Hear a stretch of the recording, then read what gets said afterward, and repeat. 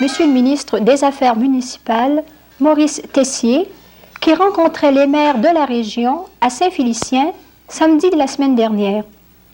Nous présenterons ensuite les commentaires des maires du secteur suite à la causerie du ministre Tessier. Cette partie de l'émission durera 23 minutes. Nous passerons ensuite aux nouvelles et à un reportage de 12 minutes sur la nouvelle inauguration du moulin d'Arvaux à Saint-Thomas. Pour finir, une table ronde de 20 minutes pendant laquelle quelques membres de la Jeune Chambre interrogent M. le maire de Normandin sur son dernier budget municipal. Rendons-nous d'abord à Saint-Félicien pour écouter M. Maurice Tessier, ministre des Affaires municipales. Alors, Monsieur le maire, mon collègue à l'Assemblée nationale, Monsieur le préfet du comté, Monsieur le président du CER, Messieurs les maires et Messieurs les conseillers municipaux. Aujourd'hui, je voudrais simplement vous exposer, aussi brièvement que possible, le projet de nouvelle structure municipale que j'entends mettre d'avant au cours des prochains mois. Des groupes de municipalités, un peu partout à travers le territoire du Québec, ont commencé à se rassembler, à discuter entre elles la possibilité de mettre en commun certains de leurs services. C'est ainsi que des comités intermunicipales, des commissions intermunicipales se sont formées un peu partout à travers la province. Il y en a dans cette région, comme il y en a dans la région de la Mauricie, dans les cantons de l'Est, ou même du Bas-Saint-Laurent et de la Gaspésie. Mais, malheureusement, ces groupements ou ces associations de municipalités n'ont aucun statut légal, ne peuvent par conséquent rien faire légalement. Il s'agit donc de trouver un moyen de les regrouper et de leur donner une structure. Et c'est ainsi que j'ai l'intention de présenter au cours de la prochaine session, en avril ou mai prochain, une loi cadre créant un mécanisme très simple pour que les municipalités qui le désirent puissent se regrouper en une communauté municipale. Et c'est pourquoi, afin de faciliter ce dialogue, ces représentations, j'ai l'intention de rendre public dans les prochaines semaines un livre blanc qui sera en somme un document de travail. D'abord, les objectifs à atteindre. Pourquoi regrouper un certain nombre de municipalités? Eh bien, le but principal à atteindre est de mettre en commun certains services essentiels. Messieurs, je crois que nous sommes actuellement à un tournant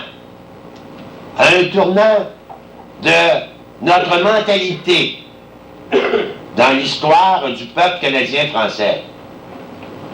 Nous avons trop souffert jusqu'à date de sectarisme que l'on appelle plus communément esprit de clocher. Il est temps que nous, les Canadiens français, nous ayons l'esprit plus ouvert, que nous ayons une mentalité communautaire. Et je suis heureux de constater le changement immense qui s'est opéré dans ce sens au cours des 2 ou 3 dernières années. C'est justement à cause de ce changement dans les municipalités que le temps est venu aujourd'hui de donner à ces municipalités qui veulent se regrouper, de leur donner les moyens de le faire, de leur donner les pouvoirs par une loi qui sera très flexible. Parce que je veux dès maintenant vous dire qu'il ne s'agit pas d'amoindrir l'autorité des conseils municipaux, mais bien au contraire, de leur donner des pouvoirs accrus, de leur donner une importance accrue. L'autonomie municipale, j'y tiens énormément. Je n'ai pas l'intention d'imposer par la force ni la formation de communautés municipales, ni le découpage des limites d'une telle communauté municipale.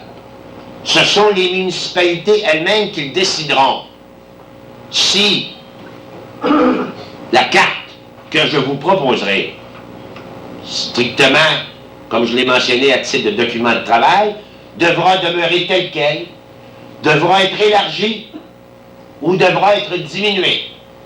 Tout ça dépendra de ce que les municipalités elles-mêmes décideront. Enfin, et je termine là-dessus, je voudrais vous énumérer les étapes très brièvement. D'abord, dépôt du livre blanc.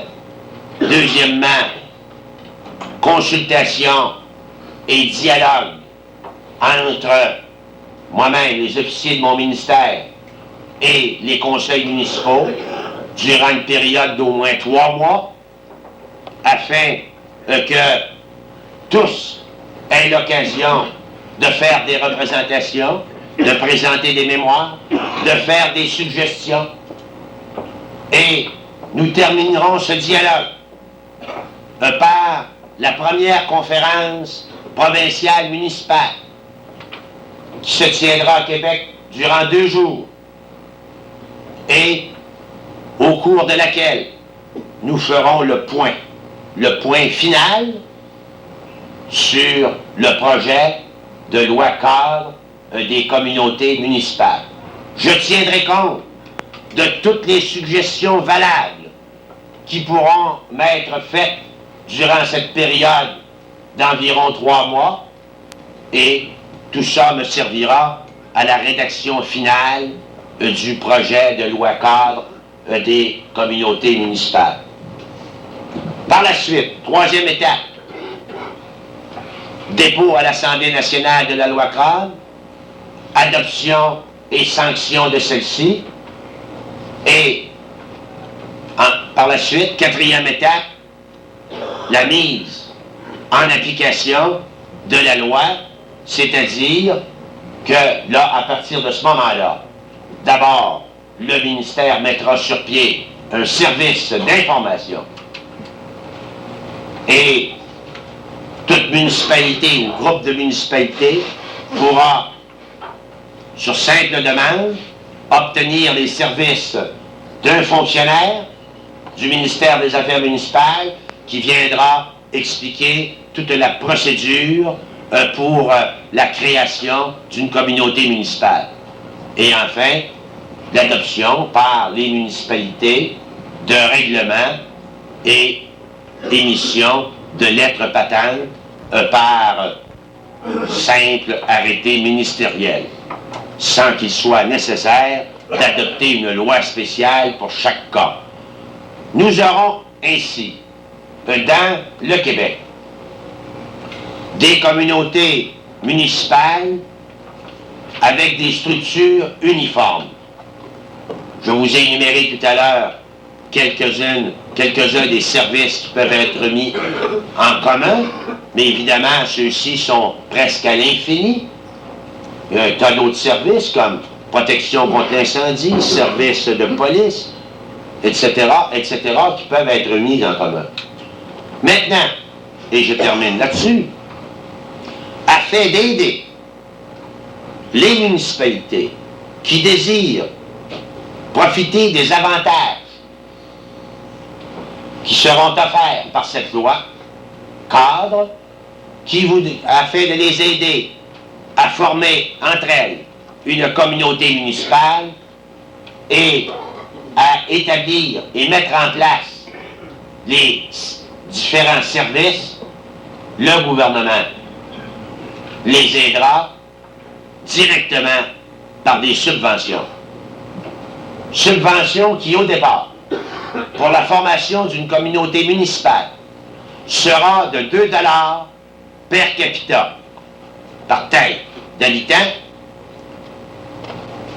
Exemple, si 15 municipalités décident de former une communauté municipale et que l'ensemble de ces 15 municipalités forment une population de 25 000 personnes, alors elle pourra bénéficier, la communauté municipale, d'une subvention annuelle de 50 000 $ durant une période de 5 ans pour l'aider à mettre sur pied des nouvelles structures et la mise en commun de certains services. C'est donc dire, pour l'exemple que je viens de vous donner, 250 000 $ de subvention à cette nouvelle communauté municipale. Si à l'intérieur de celle-ci, pendant ces 5 ans, 1 ou 2 municipalités ou 3 municipalités décident de se fusionner volontairement, sans aucune pression quelconque de ma part, de la part du gouvernement, mais en vient à la conclusion, comme Monsieur le maire, vous en avez fait allusion tout à l'heure, 2 municipalités s'entendent, décident de se fusionner à ce moment-là, pour justement les encourager. Nous ajouterons 1 $ additionnel pour ces municipalités qui désirent se fusionner. 1 $ par habitant, encore pendant 5 ans. S'il arrivait éventuellement, et la chose peut se produire surtout, évidemment, dans les parties ou dans les secteurs de la province très urbanisés. Vient l'idée, les municipalités de la rive sud de Montréal, par exemple. Vous avez là une population d'environ 300 000 habitants qui sont prêts là, à se regrouper en communauté municipale. Si ces groupes de municipalités à l'intérieur d'une communauté municipale décidaient de se fusionner en totalité en une seule municipalité, c'est-à-dire qu'au lieu d'une communauté municipale, ça deviendrait une ville. À ce moment-là, 2 $ additionnels encore pendant une durée de 5 ans. Alors vous voyez que nous voulons coopérer avec vous dans toute la mesure du possible pour vous aider à mettre sur pied de nouvelles structures municipales et, comme je l'ai dit, d'une manière tout à fait volontaire.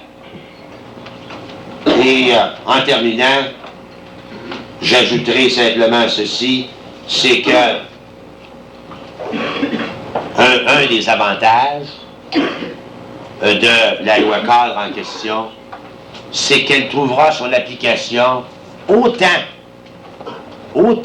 en faveur des municipalités urbaines que des municipalités rurales. Jean-Paul Darvaux, maire de Saint-Domingue-de-Dimes, quelles sont vos impressions de la conférence du monsieur le ministre Tessier et puis quelles implications ça peut avoir pour votre municipalité? Les paroles de M. Tessier ont été très renseignantes parce que certains pensaient, voyez-vous, que le regroupement des municipalités éliminait les petites municipalités qui existaient. Mais ce n'est pas le cas. Les municipalités gardent les municipalités et c'est un gouvernement qui se forme entre des municipalités, des groupes de municipalités ensemble. Je trouve que l'affaire a du sens et que beaucoup de services pourront s'établir en ce sens-là. Merci, M. Darvaux. M. Frigon, Normandin. Quelles sont vos premières impressions à la suite de la conférence du ministre Tessier et quelles implications, d'après vous, ça peut avoir pour votre municipalité? Tout d'abord, j'ai bien hâte de pouvoir prendre connaissance du livre blanc que M. le ministre a l'intention de présenter à la prochaine session. Pour notre municipalité, on est anxieux et désireux de pouvoir donner à notre population tout ce qu'il y a de nouveau et de moderne. J'ai bien aimé la conférence de M. Tessier. Cependant, je me pose la question, dans combien de temps pourra être appliquée toute cette nouvelle politique? Merci. Si je comprends bien, M. Frigon, vous avez des doutes sur l'application de cette politique-là, en ce sens qu'elle ne sera pas assez coercitive. C'est justement ça. J'ai l'impression qu'il laisse un petit peu et puis il devra certainement revenir après la présentation de son livre blanc pour peut-être expliquer davantage les avantages que nous aurons à profiter du système préconisé. Merci beaucoup, M. Frigon. M. Plourde d'Albanel, quelles sont vos premières impressions à la suite de cette conférence de M. Tessier et quels avantages ou quels inconvénients, selon vous, ça pourra apporter à votre municipalité en particulier? Pour vous répondre tout de suite, d'abord, j'admire la capacité de M. Tessier, le ministre des Affaires municipales, mais j'ai toujours préconisé moi-même et j'ai toujours pensé que les affaires municipales, plus ça change, plus c'est pareil, surtout depuis 7-8 ans. On dirait que ces gens-là ont été chercher des idées dans un autre pays et ils essaient de nous les faire valoir, de nous les faire envaler ici. Alors, je ne suis pas contre une centralisation de certains pouvoirs. Je suis surtout pour la justice, mais une justice distributive et non pas une justice dans certaines zones où il y a seulement une certaine partie d'un comté, par exemple, qui n'en profite. Et c'est la raison pour laquelle M. Tessier, je l'admire d'être venu ici aujourd'hui prendre renseignement auprès de la population, mais pour dire que la population serait capable de donner une idée fixe et franche, ce n'est pas seulement dans une réunion comme celle-ci. Ça n'en prendrait encore d'autres et j'aimerais que la population soit avertie avant d'aller faire des lois où le peuple ne sera pas prêt et capable de les recevoir. Il y a déjà trop longtemps que les petites municipalités sont prises au dépourvu et au détriment des grosses qui essaient de les manger par le fonctionnarisme, surtout, et en plus, par des gens qui ont des positions de première ordre, et c'est la raison pour laquelle j'adhère pour une fusion, mais la fusion des municipalités comme la nôtre, soit le village et la paroisse. Mais de là à sortir des cadres des municipalités comme les commissions scolaires sont organisées aujourd'hui, je suis complètement contre ça. Merci beaucoup. Alors, vous craignez, M. Plourde, que le fait de faire des grosses communautés municipales du genre proposé par M. le ministre Tessier ait pour effet, à la longue, de noyer les petites municipalités et, par conséquent, de noyer les contribuables de ces petites municipalités-là au profit de ceux des centres urbains un peu plus gros. Ça revient à dire, justement, que quand nous avons des grosses agglomérations, nous avons des grosses payes à faire en fin de semaine. Et quand on fait une grosse paye, ça veut dire qu'il faut aller chercher de l'argent dans les fonds de poche des gens pour payer ces gens-là. Et souvent, vous allez demander un renseignement à quelqu'un, vous ne le trouvez jamais. Et vous pourrez vous en parler encore indéfiniment, au moins un quart d'heure de temps, sur des choses qui est arrivées même hier encore. dans ma municipalité à moi, où vous appelez des ministères, ils n'ont seulement pas le temps de nous répondre au téléphone. C'est des gens qui sont minutés. Et ça, j'aime pas ça, des gens minutés. Vous allez appeler un ministre, il a le temps de nous répondre. Un fonctionnaire, il n'a pas le temps. Appelez donc demain, monsieur. À tout à l'heure, vous nous parlerez, on aura le temps de vous répondre. Et c'est ça, j'aime pas, moi, le regroupement et puis tout ce qui arrive dans ces choses-là. Alors, M. Plourde, vous mettez un peu en doute là, le fait que le ministère pourrait éventuellement mettre à votre disposition des fonctionnaires et puis des gens qui pourraient vous répondre et vous aider à faire la communauté. Ils nous répondront quand bon lui semblera. C'est ça que j'ai peur. Et c'est ça qui arrive dans la commission scolaire et c'est ça qui va arriver dans les affaires municipales. Merci beaucoup, M. Plourde. M. Tremblay, je pense, de Saint-Edmond. C'est ça. M. Tremblay, quelles sont vos premières impressions de cette conférence de M. le ministre Tessier et quels sont, pour vous, les avantages ou les inconvénients qui vous apparaissent le plus criants à la suite de la formation de ces communautés municipales? J'étais très fier de participer de venir rencontrer le ministre à cette réunion. Je trouve que c'est un homme franc et loyal. Et pour ce qui est des fusions, il a bien dit que c'était volontaire. J'étais très heureux de voir ça, mais il me semble qu'il peut arriver certaines allusions au sujet de volontaire. Tant qu'à l'évaluation municipale, il peut arriver certaines allusions. Cela veut dire que en donnant soit la 2 pièces ou la 1 pièce, qu'on pourrait être obligé automatiquement à se fusionner avec les paroisses environnantes. C'est pas ce que c'est que je dénoncerais non plus, mais ce qui est de mon avis pour les fusions, j'aimerais avoir l'assentiment de la municipalité que je représente, ce soit, si vous voulez, quand les gens de ma municipalité se seront mûrs et accepteront de se fusionner. Tant que pour ma part, je ne suis pas pressé pour les fusionnements, mais je voirais, par exemple, certains services, soit comme la police, les vidanges, différentes choses comme ça, qui pourraient se fusionner. Je serais d'accord là-dessus. Merci beaucoup. Merci beaucoup, M. Tremblay, de Saint-Edmond. Saint-Edmond. Merci. Monsieur Paul Fournier, Gérardville. Monsieur Paul Fournier, Gérardville. Quelles sont vos premières impressions à la suite de cette conférence de M. le ministre Tessier des Affaires municipales et quels sont, d'après vous, les avantages ou les inconvénients qui pourraient découler de cette loi pour votre municipalité?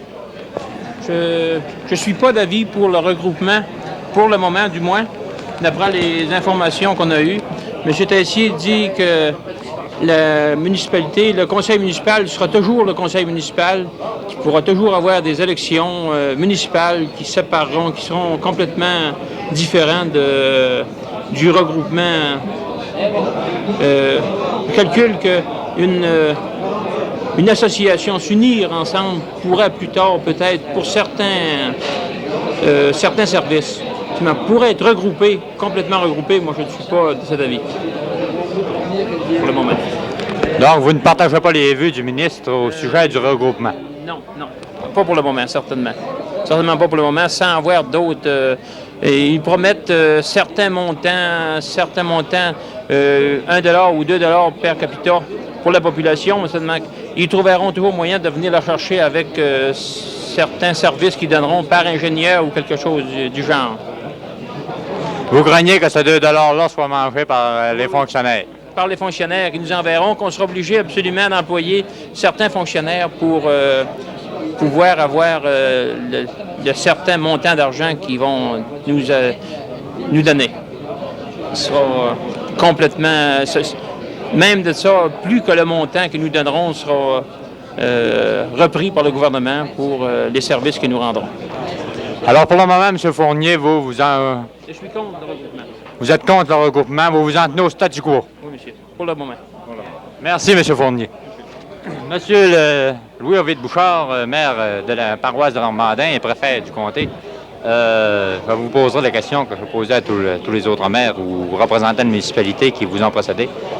Quelles sont d'abord vos premières impressions à la suite de cette conférence de M. le ministre Tessier et qu'est-ce que vous entrevoyez pour votre municipalité, d'avantages ou d'inconvénients, et un peu plus élargi, évidemment, pour l'ensemble des municipalités rurales du comté, à la suite de l'application de cette nouvelle loi cadre qui nous est promise pour avril ou mai prochain? Mes premières impressions, c'est des impressions favorables. D'abord, disons que le ministre des Affaires municipales doit être félicité pour avoir venu avant d'imposer ou de passer une loi cadre où toutes les municipalités de la province, le gouvernement municipal va être impliqué. Alors, pour une fois, le gouvernement, au lieu de partir par en haut, d'imposer une loi, vient d'abord se tremper dans le peuple pour avoir des solutions, pour que cette loi cadre-là réponde réellement aux besoins et aux désirs de la population. Et je pense qu'à ce moment-là, je pense qu'on doit féliciter le ministre d'avoir venu nous consulter, voir ce que c'est qui pourrait nous convenir. Parce que vous savez que la loi cadre, ça serait dangereux si elle existait, par exemple, au niveau de la province, dans des formules, dans un format rigide. Parce qu'il faut tenir compte des disparités régionales. Parce qu'il se peut fort bien qu'une telle loi ou tel règlement peut être très utilisable dans la périphérie de Montréal, de Québec ou d'Ottawa, mais que dans le comté, dans la région Saguenay-Lac-Saint-Jean, que cette même loi-là, ce même règlement-là ne peut pas être efficace. Alors, à ce moment-là, je pense que le ministre a été ouvert au dialogue. C'est que la loi cadre va contenir exactement ce que c'est qu'on va vouloir qu'elle contienne. Les fusions de la communauté municipale vont être ce que c'est qu'on va vouloir qu'elle soit. Parce que la communauté municipale, elle va être régie par une charte. Comme les fusions municipales entre deux municipalités vont être régies par une charte. Et dans cette charte-là, une fusion, vous savez, c'est pas un mariage d'amour, c'est un mariage de raison. Alors, dans un mariage de raison, on discute d'affaires, on discute d'argent, on discute aussi de la répartition des richesses et des obligations. Et moi, en tout cas, disons que je pense que c'est la grande majorité des maires de mon conseil de comté, dont je suis le président, sont d'accord. En fin de compte, il faut être réaliste, il faut être logique. On dit et on répète depuis plusieurs années que les conseils de comté perdent de plus en plus d'influence, que les conseils de comté ne représentent plus rien. Alors, on s'en va définitivement vers une mort plus ou moins longue, les conseils de comté. Alors, tandis qu'on est encore une force, mon opinion personnelle, tandis qu'on est encore une force, c'est temps de négocier, pas attendre qu'on soit au prix du mur, que chacun peut nous imposer leur volonté. Alors, tandis qu'on est encore une force. Et il y a tellement de choses qui nous unissent dans notre comté, comparé à ce qui nous désunit. Parce que les questions qui nous unissent sont 100 fois plus importantes que ceux qui nous désunissent. Alors je pense, laissons de côté ce que c'est qui pourrait nous désunir et pensons surtout ce qu'on a besoin d'être unis. Et Dieu sait si on a besoin d'être unis. C'est pour ça qu'il veut dire qu'on va se donner les uns les autres. Mais je pense que par une politique intelligente, des hommes autour d'une table ronde qui vont discuter de l'avenir de leur comté, des solutions qu'il faut lui apporter, qu'on est capable. On est capable, sans se faire, non seulement de s'en faire imposer, mais d'imposer nos volontés. C'est ça qui est important. D'imposer le législateur pour qu'il fasse une loi qui réponde éventuellement et inévitablement aux aspirations d'une population donnée. Alors, monsieur, j'écoutais le maire de Gérardville qui était à mon côté tantôt qui parlait de fusion. Je les comprends. Je les comprends qu'eux autres, qui pensent un peu. Ils ont peur de voir venir, par exemple, des fusions municipales au même niveau que les fusions scolaires. Mais c'est impensable. C'est impensable parce qu'il faut bien penser que la question scolaire, l'administration scolaire et l'administration municipale, c'est deux choses différentes.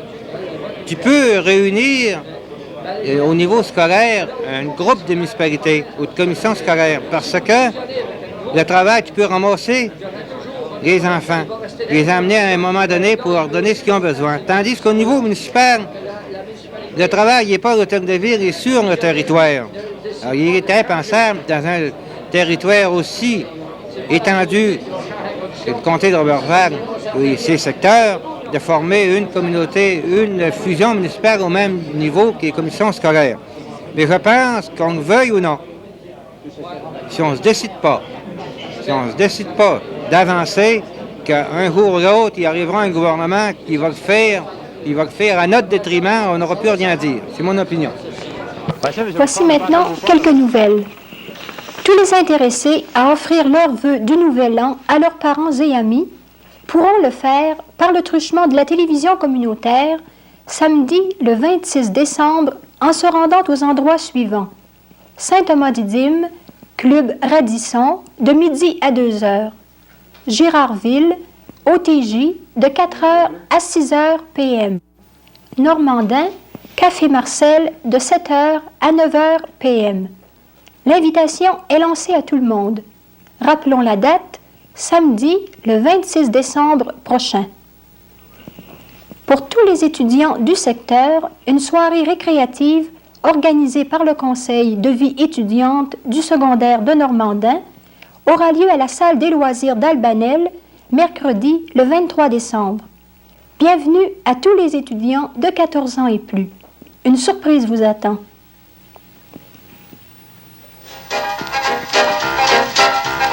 Tout le monde s'était donné rendez-vous dimanche soir dernier, le 13 décembre, à la salle de l'OTJ d'Albanel, où eut lieu la soirée annuelle du Cercle des filles d'Isabelle du secteur. À cette occasion, on procéda à l'échange des cadeaux en présence du Père Noël et de la Fée des Neiges. La soirée fut bien réussie grâce à la collaboration des organisatrices.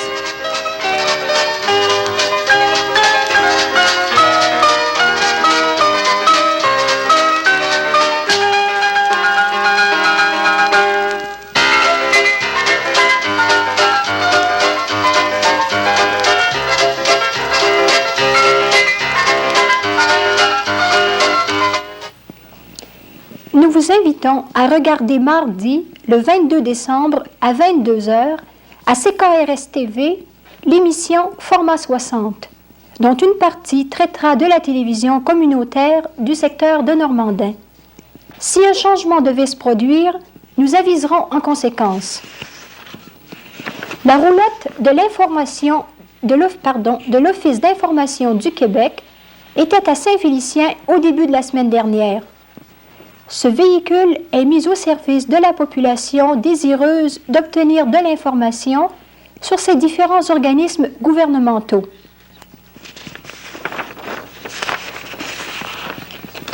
Dimanche dernier avait lieu l'inauguration des nouvelles installations des produits MP à Saint-Thomas-Didyme. Plusieurs personnes de Saint-Thomas s'étaient donné rendez-vous.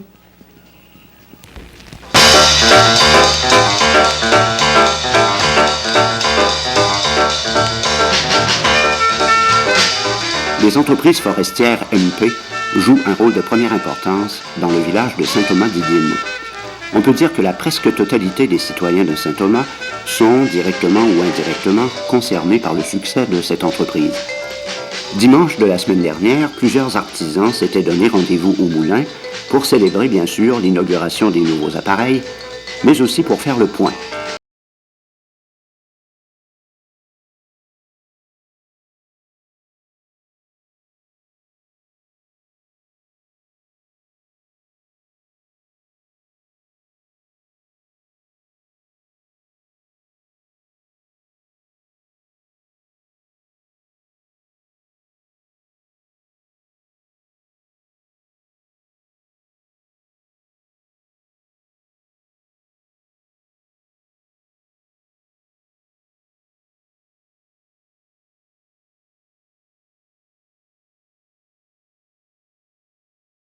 C'est aujourd'hui l'inauguration du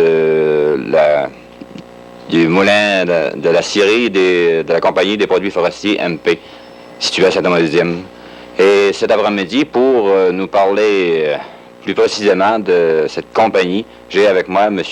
Jean-Paul Darvaux, président fondateur de la compagnie, et M. Tessier, le comptable de la compagnie. Et tout de suite, je demanderai à M. Darvaux que tous les gens du secteur connaissent très bien et savent que M. Darvaux est depuis très longtemps dans l'industrie forestière. Quand a commencé réellement ses débuts, disons même comme jobber, parce que ce n'a pas toujours été une compagnie. Alors disons que je demanderais à M. Darvaux quand a débuté réellement a été son commencement dans les opérations forestières. M. Darvaux. Le commencement de nos opérations forestières a débuté dans les années 1950, lorsque j'ai installé un moulin ici qu'on appelait les moulins portatifs en forêt. De là, on a fait des améliorations d'année en année. On coupait dans ce temps-là, on trouvait que c'était des gros chantiers, on coupait 500, 600 000 pieds, on prétendait que c'était des gros chantiers dans le temps. On est venu à transformer les opérations un peu, on emmenait le bois au petit moulin encore, mais avec des camions. Puis là, on est venu à couper environ 1 million de pieds de bois par année. En 1959, j'ai décidé de descendre mon moulin portatif au village de Saint-Thomas-des-Dymes, afin de créer de l'emploi aux gens de Saint-Thomas en restant chez eux. Et de là, ce n'était pas rentable. En 1965, lorsque le gouvernement est devenu à fonder la forêt de Monial et que je pouvais obtenir un droit de coupe, nous avons décidé de former une compagnie parce que l'entreprise devenait trop grande pour rester sur un nom d'un particulier. Et nous avons formé la compagnie Les Produits Forestiers MP de Saint-Thomas-des-Dymes.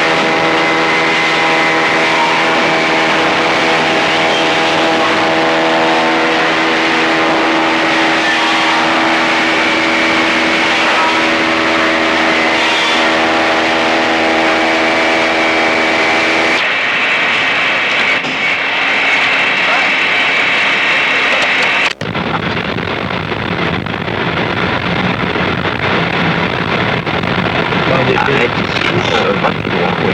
Chez nous, sur les villes de bois.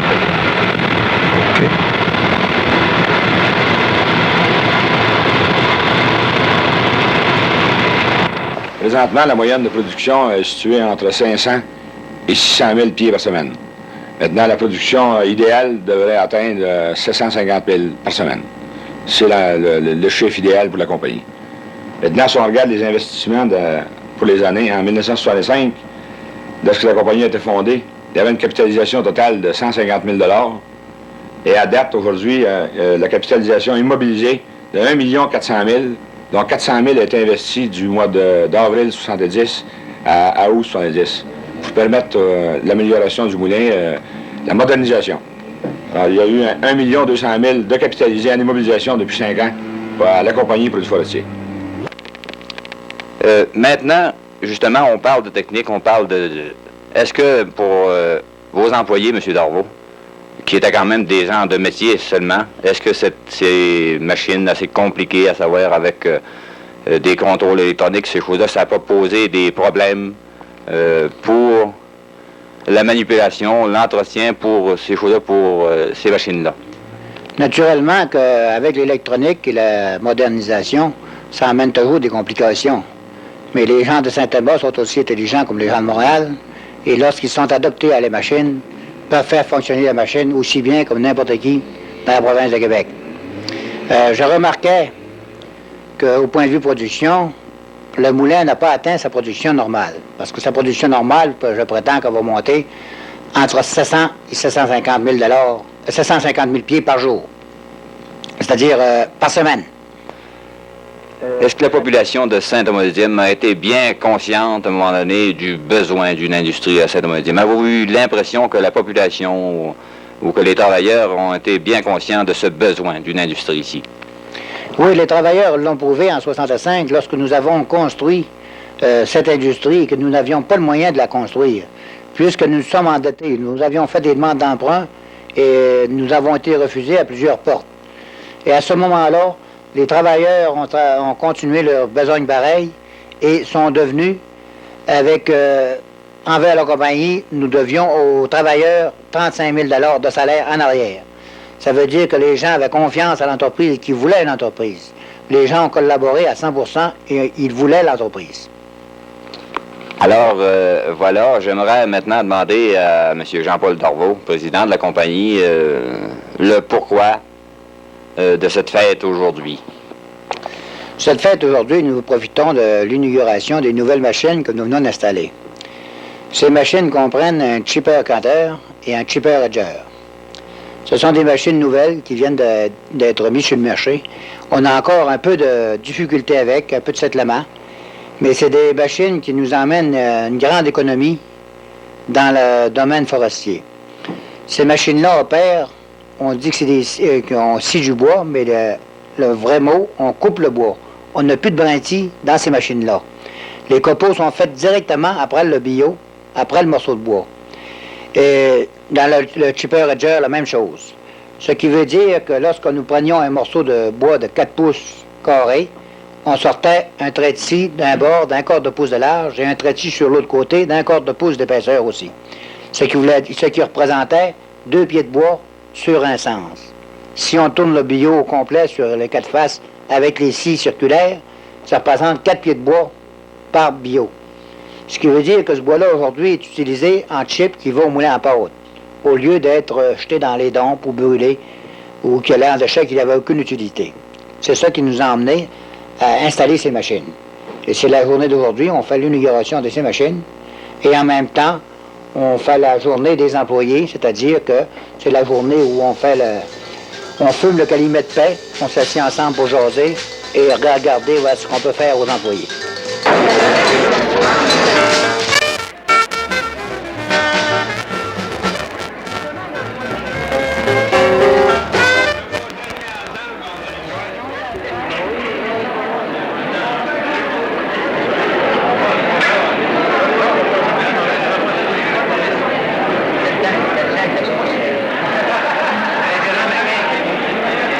La semaine dernière, le maire de Normandin, M. Camille Frigon, nous présentait son dernier budget municipal. Aujourd'hui, quelques membres de la Jeune Chambre rencontrent M. le maire à ce sujet.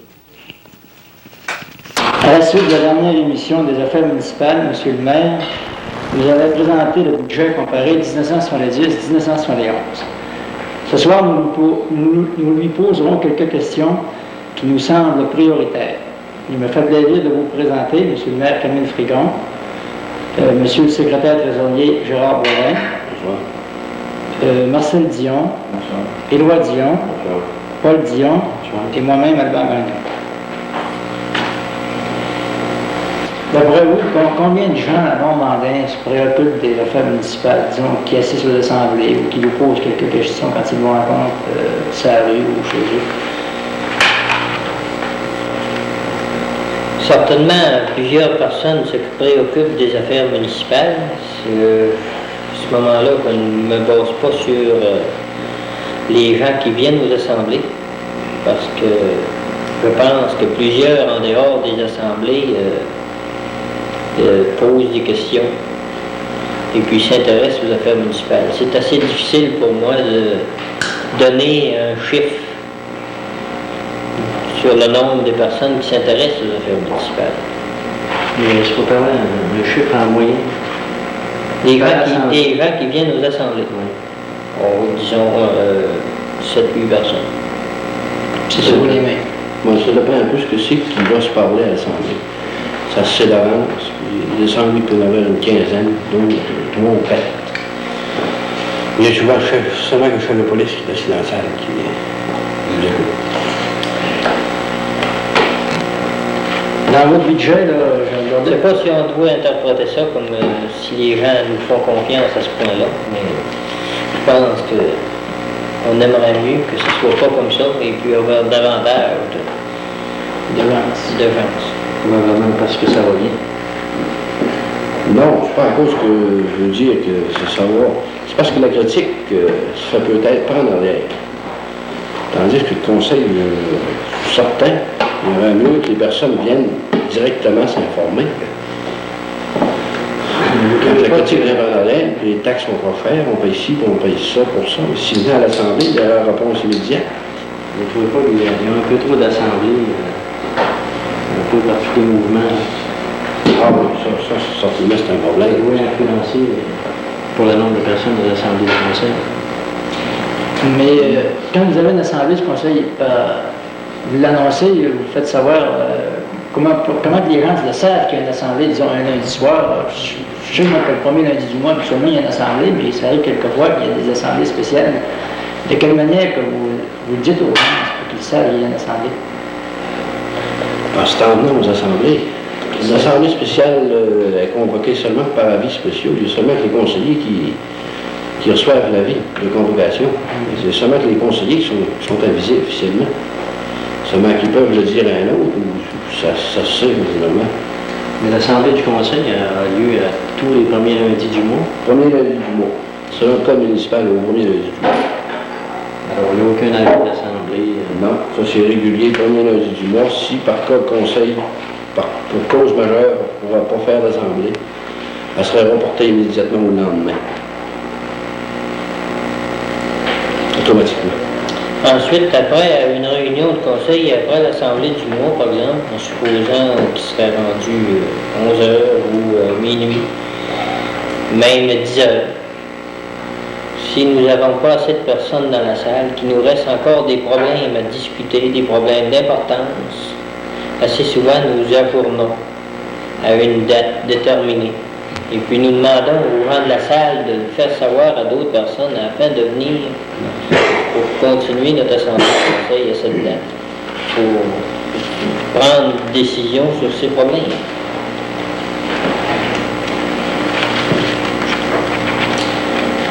J'aurais une autre question à vous poser, M. le maire. C'est un sujet d'actualité. Comme la polyvalente est en construction à Normandin, prévoyez-vous une annexion autour de la polyvalente? Autrement dit, pour que ceux-là qui seraient intéressés à s'acheter des terrains, il faudrait que la ville achète autour de la bâtisse des terrains, pour la revendre à des prix modiques pour ceux-là qui voudront en avoir. Est-ce que vous avez prévu ça dans votre budget ou dans vos prévisions d'avenir? C'est une affaire d'avenir autour de la polyvalente s'achètent des terrains, chose là, où si vous annexez un certain coin. Disons que je me demande si vous voulez parler d'annexion de territoire afin de agrandir le village, ou encore de fusion, ou encore de plan de développement résidentiel. C'est parce que là, on parle de fusion, d'annexion. Ça serait plus, d'après moi, ça serait plus intéressant que ça serait une fusion. Mais par contre, si vous êtes obligé, si celui du village demande d'agrandir le village, s'il y avait un certain nombre de personnes qui seraient décidées de faire agrandir le village par annexion, est-ce que c'est certain que ça apporte différents... Depuis déjà 3 ou je dirais même 4 ans que nous parlons de fusion. Nous avons entrepris des études. La semaine dernière, nous avons eu la visite des gens du ministère pour discuter encore plus à fond avec la paroisse au point de vue fusion. J'espère un jour en venir avec des résultats concrets. Les travaux ne marchent pas au rythme qu'on voudrait. Et je puis dire que les travaux quand même ont accompli un certain pas. On pourrait aussi avoir annexion de territoire afin de regrandir le village simplement. Le gouvernement lui-même, depuis déjà 5-6 ans, a changé sa politique à 3 ou 4 reprises. L'annexion de territoire, il faudrait absolument que ça vienne par la population elle-même, par des requêtes. Les intéressés. Par les intéressés. Le Conseil ne peut pas prendre la position et puis faire ça par lui-même. J'ai une suggestion, comment ça prendrait de pourcentage, comment ça prendrait de membres des propriétaires du village pour faire une annexion? Aucun propriétaire du village. La partie qui désire s'annexer fait signer une requête à 50% des membres intéressés dans ce secteur-là, 50% plus 1. C'est soumis au lieutenant-gouverneur qui prend la décision. Quelles sont les principales objections de la part de la paroisse de s'annexer au village? Les principales objections. Est-ce que ce serait question, moi j'ai entendu dire que ce serait question de la dette du village serait trop élevée? Bonne question. Oui, je pense que c'est un petit peu ce qu'on voudrait laisser croire à la population, que la dette du village est trop élevée. Je pense à ce moment-là, c'est détourner possiblement l'intérêt et puis les vrais avantages de la fusion par des chiffres ou n'importe quel argument qui en réalité sont fausses quand on sait que la dette du village de Normandin est une dette sur les services. Et puis les services rencontrent la dette simplement par le coût. Si nous envisageons la dette au Fonds fédéral, nous avons une dette de 4% dans notre évaluation. Je pense que Normandin, à ce moment-là, n'est pas défavorisé vis-à-vis aucune place, je pense, dans la région de Chicoutimi. Et puis, quand on laisse croire que nous sommes trop endettés, je pense que c'est des mauvaises représentations. Parce qu'on sait qu'il y a beaucoup de gens qui vont magasiner à l'extérieur. Je comprends qu'on ne peut pas tout avoir dans le magasin, mais quand même, si les gens se faisaient, y penseraient un peu plus, je crois qu'ils pourraient trouver la même cause, pas mal les mêmes items que dans les autres villes, puis ça rapporterait pour tout le monde, même pour les commerces. Je ne sais pas si les gens veulent s'unir dans les commerces, on peut toujours organiser une chose, ils peuvent faire comme ils font dans d'autres places, des villes, des promotions, se donner la main, quoi. Auparavant, ça c'était la chambre de commerce qui s'occupait de prochain. La chambre de commerce, ça n'existe plus. Je pourrais vous poser une question. Pourquoi la jeune chambre ne porte plus le mot commerce? Ben moi, ça fait, disons que ça fait, je vais vous répondre du mieux possible. Disons que ça fait 4 ans que je suis un Normandin. Ça fait 4 ans que je fais partie de la jeune chambre. J'ai jamais entendu dire jeune chambre de commerce. Je ne sais pas si le mot exact doit exister dans notre formule. Je sais qu'il y a déjà eu la chambre de commerce senior qui a déjà existé, mais la jeune chambre de commerce, je ne sais pas. Je ne sais pas si M. Dion ici est rentré avant moi, je ne sais pas si... pas de la... Nous sommes incorporés, je crois. C'est la jeune chambre de Normandin incorporée. C'est tout. On a été incorporés comme ça. Puis on est affilié à la jeune chambre du Canada. Je crois que le mot a été difformé justement à cause de la chambre de commerce senior. Les deux gens, nous travaillons pas mal dans le même but aussi, c'est pour... Alors, si vous travaillez dans le même but, je pense que est-ce que vous vous êtes demandé de prendre ça comme objectif de la jeune chambre, la POPD. Oui. Et puis vous déplorez que la chambre senior n'existe plus. Mais je pense que vous devrez prendre la relève. On pourrait peut-être prendre la relève, mais de la part des commerçants, nous n'avons eu jamais aucune demande. Ça ne semble pas bouger de côté. Probablement, s'il y aurait des commerçants ici en Normandin qui viendraient nous voir et nous diraient, ben, pourriez-vous nous organiser quelque chose, une réunion pour organiser justement un commerce, pour former un comité, justement, on pourrait peut-être leur aider. Là, je lance des défis aux commerçants qui veulent venir nous voir. Je suis président de la grande chambre, le secrétaire ici, Paul Dion. On va venir nous voir, puis s'ils sont capables de s'organiser un groupe, on pourrait peut-être les aider. Je vous proposerai une autre formule, moi. Mais d'abord, à ma connaissance, après plusieurs participations dans plusieurs organismes, je me suis aperçu que les idées venaient toujours de l'organisme, et puis c'est eux autres qui devaient prendre en main. Si je vous propose comme objectif l'achat chez nous, je pense que ce serait à vous autres d'aller les rencontrer, les commerçants, et de les faire comprendre. Si vous le prenez comme sérieusement et puis vous le déplorez, je pense que vous devriez ne pas attendre avoir une demande des commerçants pour agir. Je pense que nous autres, Voilà, c'est tout pour aujourd'hui. Nous vous invitons à revenir à l'écran géant du Canal 4, dimanche le 27 à Girardville à 12h30, lundi 28 à 7h pour Normandin et mardi 29 à 7h pour Saint-Thomas. Envoyons d'avant nos gens, envoyons d'avant envoyons d'avant nos gens, envoyons les garçons maintenant, 1, 2.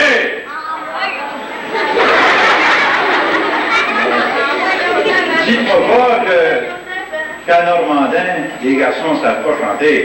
Ils sont même pas capables d'apprendre en criant bin. À cette émission de la semaine prochaine, nous aurons alors le plaisir de vous présenter un reportage enregistré lors de la visite du chanteur et folkloriste Jacques Labrec. Pour terminer, nous vous donnerons les vœux du Nouvel An que vous aurez bien voulu nous faire parvenir lors des séances d'enregistrement. Et quand on borde des chantiers, mes chers amis, tous le cœur gai, pour aller voir que nos parents, mes chers amis, le cœur content. Envoyons d'avant nos gens, envoyons d'avant, et qu'on arrive au Canada. Cette émission a été produite par la télévision communautaire Le Géant, Canal 4. Elle a été réalisée par Nicole Bergeron, Jacques Bouchard, Céline Darvaux, Laval Dallaire, Claude Delorme, Claude Gilbert, Léonce Gilbert, Lucien Guillemette, Daniel Hamel, Jean-Pierre Lamonde, Martial Larouche, Régent Lavoie, Jocelyn Michaud, Régent Morin, Louis Portugais, Maurice